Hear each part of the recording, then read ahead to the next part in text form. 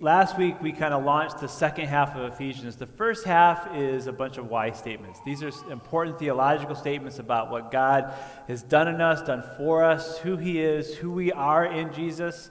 And then the second half is kind of the what portion. What do we do in response to that? He's done some things for us. Now, how do we respond to that? This is a grace that deserves a response, and Paul gives us some ideas about how to respond. Now, Ephesians is an interesting letter because it probably isn't written to just one church or just one town. There was a church in Ephesus. Paul spent about 2 years there. He knew those people well, but the earliest copies of this letter don't have the word Ephesus in it.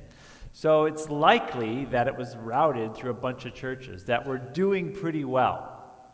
These were mostly people that had been Gentiles, so they were non-Jewish people who converted to Christianity. So that would have meant that their religious background was pagan. In Ephesus, the biggest religion was to the goddess Artemis, who is the Roman version of Diana, so kind of a fertility goddess. So he's writing to them, and he's saying, you're doing pretty well. Here's how you can take it the next step further. So that's what this letter is about, is how can we serve Jesus better? How can we move forward? It isn't a scolding letter. There are scolding letters, Corinthians, Romans, there's portions of Galatians where Paul kind of lets into the people he's writing to. This is just, hey, you're doing pretty well, and here's how we can go further. So he's really excited about them and what's happening in their lives. So before we get into it, I just want to pray. Lord, thank you for this day. Thank you for your word. Thank you for this letter that we can read now and learn from you how to be better servants of you, how to represent you better in this world, and to be more like you. So I pray that you'd speak through me today. In your holy name, amen. So we are in Ephesians 4:17-32. It hasn't been lost on me that just like our first service in the pump house, the Olsen boys have made themselves known in our first service here. So it's really exciting for me. So we have it on audio tape, audio, video, and so that's great. Love those kids. So we're at Ephesians 4, the second half of it. The first couple verses we're going to cover, 17, kind of starts with this. He says things like, don't go back and live like the Gentiles. What's interesting about that is, like I said, is he's writing to Gentiles, so people who weren't Christians and weren't Jews and then became Christians. So what he means here is don't go back to the life you used to live. There's a new life for you. Live in that life. Walk in that life. Last week we talked about unity as a hallmark of being a mature Christian. And that's where some of these things that Paul is challenging us to do really push against our kind of American values. In the United States, our key value is me, right? My rights, my freedom. What's important to me is the most important thing. Paul is saying, no, what's the most important thing is us. And that's why we have the name of this series. The idea is this: Jesus came to show us a better way to live, and then his plan all along was to get a bunch of us misfits together and then send us out to represent him. And the key way we do that, the first way we do that, is how we treat one another. So in that sense, it's not about my rights, it's about how does God want to use us together in the world. And that's a big statement. So what he's saying is, look, don't go back to the way you used to live. That's not, and then in verse 20 he says, that's not the way you learned Christ. Well, what does that mean? It's kind of an interesting statement. What he's saying here is that's not the way you learned how to follow Jesus. Those aren't the traditions and the practices of being a Christian. Don't go back to those things. Keep doing what you're doing, and here are the next steps to move forward. We'll get into that now in verse 21. Let me read a couple verses. Assuming that you have heard about him and were taught in him as the truth is in Jesus, to put off your old self, which belongs to your former manner of life and is corrupt through deceitful desires, and to be renewed in the spirit of your minds, and to put on the new self, created after the likeness of God, in true righteousness, in holiness. What's interesting about that passage, and as it connects to what we covered last week, is there's a both and here. There's Jesus doing a work in you and then calling you to participate in that renewal as well. We often like to say, okay, Jesus, like we just sang, make me new wine, make me whatever, do whatever you want me to do, and then we become passive in that. Here, Paul is saying, no, we're active. We need to maintain and pursue what Jesus is doing in us. It isn't just up to him. We partner with him. We can't just say, well, I made myself open to you and you didn't make me a nicer person, so that's on you, Jesus. No, he's saying, you're called to being gentle and kind and humble. Walk in that. One of the couple of words that really leap out to me are in verse 24, righteousness and holiness. Now, when I was young, and maybe some of the circles you grew up in, things like righteousness and holiness were about don'ts. Don't do this. And basically it was like fun stuff. Don't do fun stuff and you'll be righteous and holy. And then in your righteousness, you can point at people who aren't following the same guidelines. That was righteousness, and it became self-righteousness, and it becomes destructive and hurtful to people. Righteousness really means having a right relationship with God. But if you put it in the context of this passage and what we talked about last week, gentleness, humility, kindness, bearing with one another, right? Bearing with one another. And that phrase alone, Paul is saying, look, sometimes you're the jerk. Sometimes someone else is the jerk. We need to work together to love one another. And it isn't passive. It isn't permissive. It's saying, he also says, confront or speak the truth in love. So we work together to make each other better and to maintain this unity, maintain what Christ is doing. So instead of seeing righteousness and holiness as an opportunity to condemn, we see righteousness and holiness as an opportunity to be in right relationship with God and then to help shepherd our brothers and sisters into that same good relationship with God. So it's a different twist, I think, than what it has become. It becomes for many of us a list of don'ts. We're going to get into, at verse 26 through 29, some don'ts and some do's. And it's, again, a different way of looking at that. He says this in verse 26. Be angry and do not sin. Do not let the sun go down on your anger, and give no opportunity to the devil. Be angry and do not sin. You're going to be angry. You're a human. Of course you're going to be angry. Jesus got angry. God gets angry. It's going to happen, but don't sin. So he's saying, be angry. You're going to be angry, but don't sin. Instead, don't let the sun go down on your anger. Give no opportunity for the devil. What does that mean? If we hold on to our anger, that's an opportunity for the enemy to drive a wedge between us and destroy us. Now, I grew up in Michigan, and my mom is here. We were just talking about how we used to go often to the beach to watch the sunset. And there, when you're facing west, the sun literally just drops into Lake Michigan. You've got this hard horizon, and the red orb just disappears. And I remember as a kid really struggling with this idea. Like, clearly, the lake is putting the sun out, right? It's extinguishing the sun. That's obvious, right? You can see that happening. I had some concept that somewhere else the sun was still up, and yet it had disappeared into the ocean, into the lake. And it's going to come up the next day. It was a really trippy thing for me to try to get my head around. But there, you could see clearly when sunset was. Sun went down at 9. And I remember being taught about this passage. Okay, look, if the sun sets at 9 and you find out someone has a grievance against you or there's a wedge between you and someone else, you need to go fix that before the sun goes down, or you've just added another sin to the problem. But if the grievance happens at 9:15, you've got a whole day to take care of business, right? Says take care of it by sunset. Isn't that what Paul's saying? He's saying, look, if there's a problem, take care of it. Take care of business. Do the hard work. Talk to that brother or sister and find out what's wrong.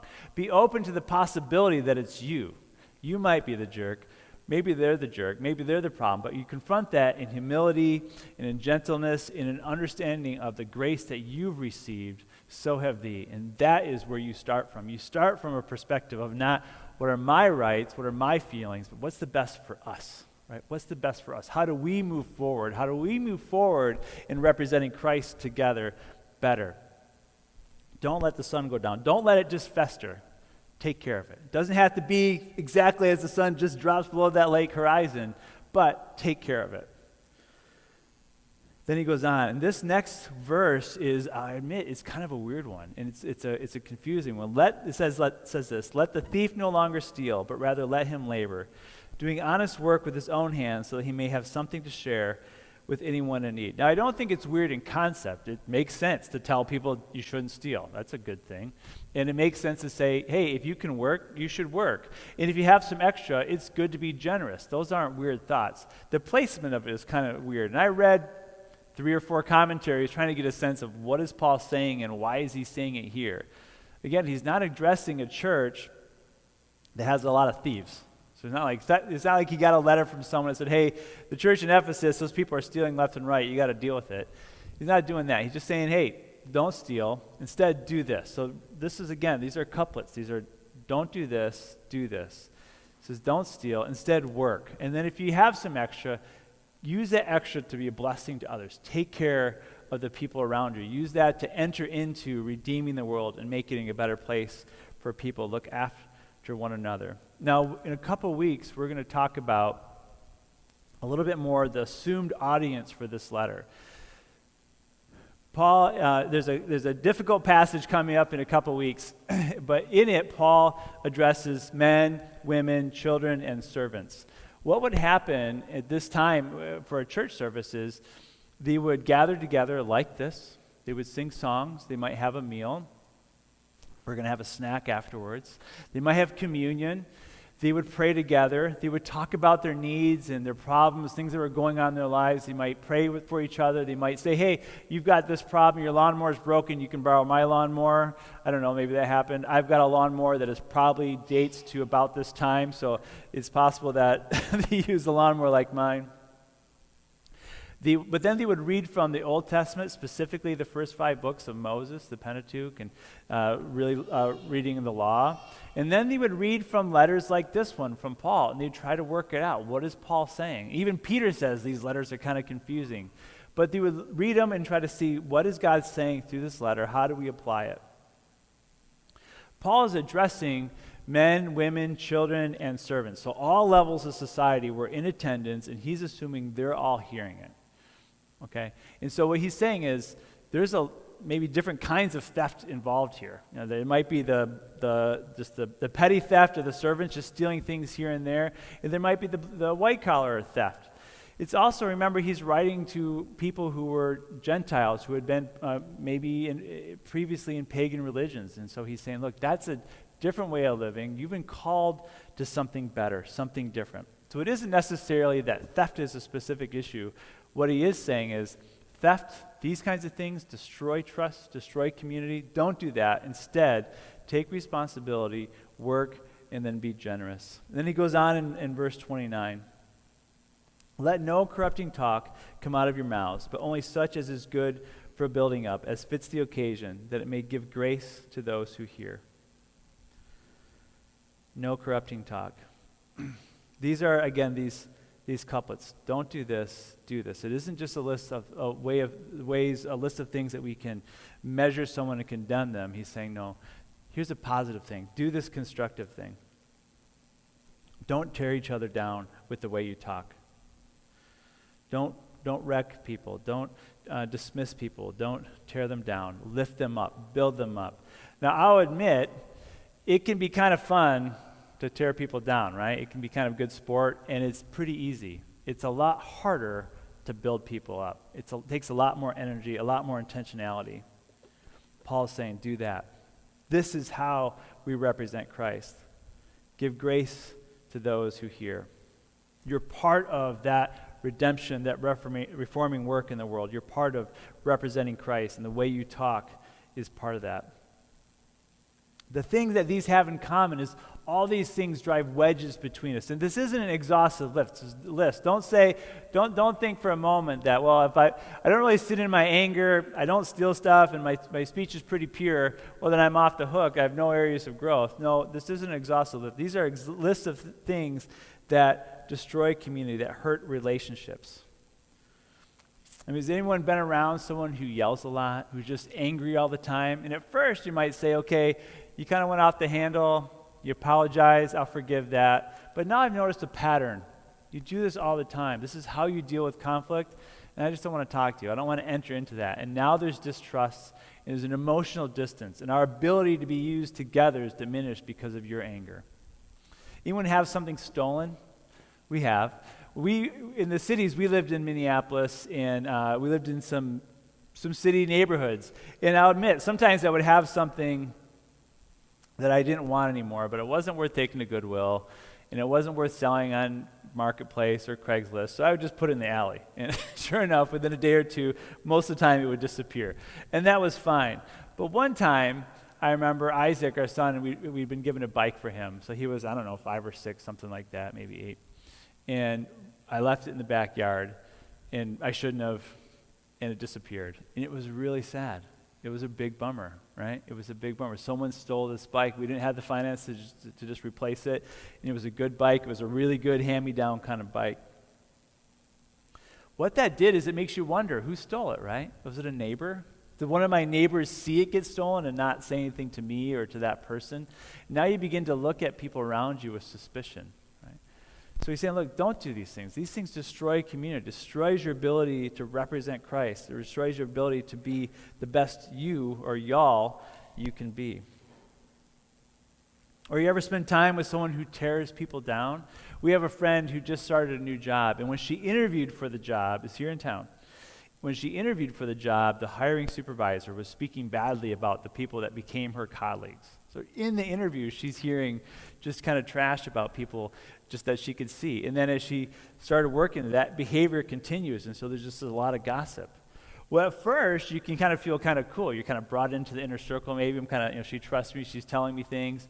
But then you start to realize, okay, wait a minute, maybe she's saying that kind of stuff about me. Right? And maybe then they're saying those kinds of things about me. And now you look at everyone with suspicion. Corrupting talk destroys community. It destroys trust. We have to be careful of that. The problem is these things feel so good in the moment, right?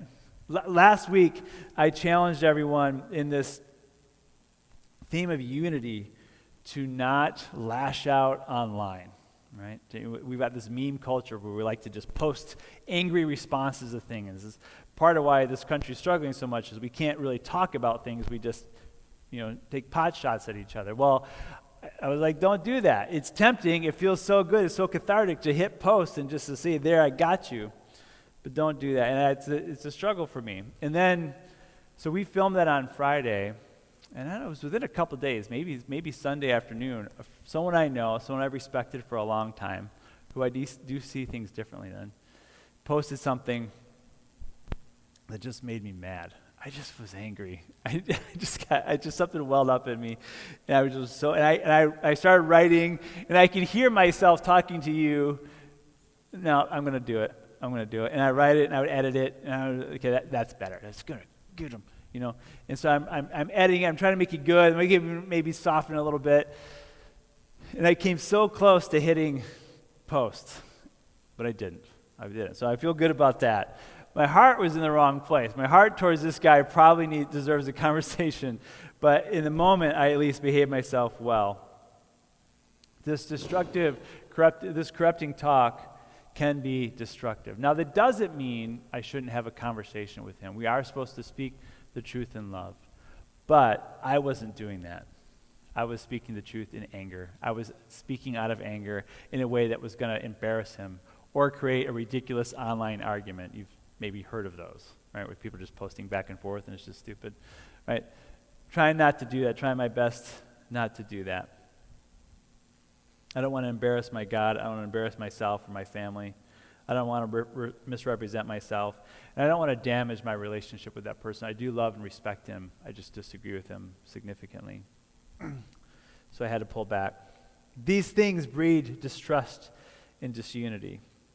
In that way, not only does our sinful and selfish behavior hurt our relationship with God, it breaks down our relationships with each other. And that reduces our effectiveness and usefulness to Jesus. We're not as able to complete the good works or the works of good that he's planned for us. So in that sense, I don't approach my relationships with each other, with the world, or my resources, starting with me, but I start with us. How is this good for us? How is this going to benefit us? How is this going to help us represent Jesus better? That's a totally different perspective. Paul is challenging us to look at ourselves and the world around us differently. We just sang, make me whatever. Make me a vessel. Make me an offering. Make me whatever you want me to be. Here Paul is saying we need to be other-centered. We need to be other-centered. That is hard. This is a challenging passage. It's one of those passages you can read and say, yeah, I'm pretty good. I don't lash out at people in anger, not that often, and I don't steal stuff, I don't do that. I'm pretty good. Paul is saying we need to represent Jesus as an us. We put us as priority, us as the first thing. We together represent Jesus. That is the mission. That is the calling. That is what's been foreordained. That has been the plan all along. The challenge was to avoid living like Gentiles or living like they used to live. And then he names some things that people struggle with. Romans 3:23 says, we've all sinned and fall short of the glory of God. These passages can be tough because we can feel like either that's not me, I don't have to worry about it, or jeepers, can I ever be good enough? Am I ever going to master these things? Is there even point in trying? And that's the grace. We are called, Jesus calls us and redeems us as we are and then moves us forward. Some of you know that I coach soccer. I coach a high school soccer here in the area, and we start practice tomorrow. And so we're going to have practice, and these girls are going to be excited, and some of them are going to be 7th graders, and so they're going to be totally freaked out around me and not know what I'm thinking, and that's kind of fun to watch as they scurry around playing soccer. But then on Wednesday, we're going to get together, the coaches and I, and we're going to decide who makes which team. We're going to have a junior high team, a JV team, and a varsity team. So Wednesday night, there's going to be some tears of joy and some tears of sadness when they don't make the team they hope to make. And there may be some angry emails or calls from parents, that kind of thing. The point is that even though some players are going to make varsity, that isn't because they're perfect players. They haven't arrived. I'm not getting perfect players to have a perfect soccer team. I'm going to select the best players I think I can make better, individually and corporately. So I see them, and I see where they are, and I get an idea of where I can take them. That's what Jesus is doing here in us right now. He's saying, look, you're not perfect. I love you. I have grace for you. I want to save you, and I want to take you to the next place. I want to take you further. I want to make you more like me individually and corporately. So what I'd like you to do right now is take a moment and ask the Lord, what are you saying to me? Some of us, if we take a moment, maybe we've been ignoring it, but if we take a moment, we can say honestly, yep, God has been working on me in something. He's been challenging me in something, some area in my life where I could be a little bit more like Jesus. Maybe it's not maybe it is one of these things on this list. Maybe it's not. Maybe it's something else. But what I ask you to do is just take a moment, ask Lord, what do you want to work on me this next week? What can I lay before you this week where I can be more like you and I can contribute to your church, the body of Christ, so that we can represent you better? And worship team, if you want to come up now.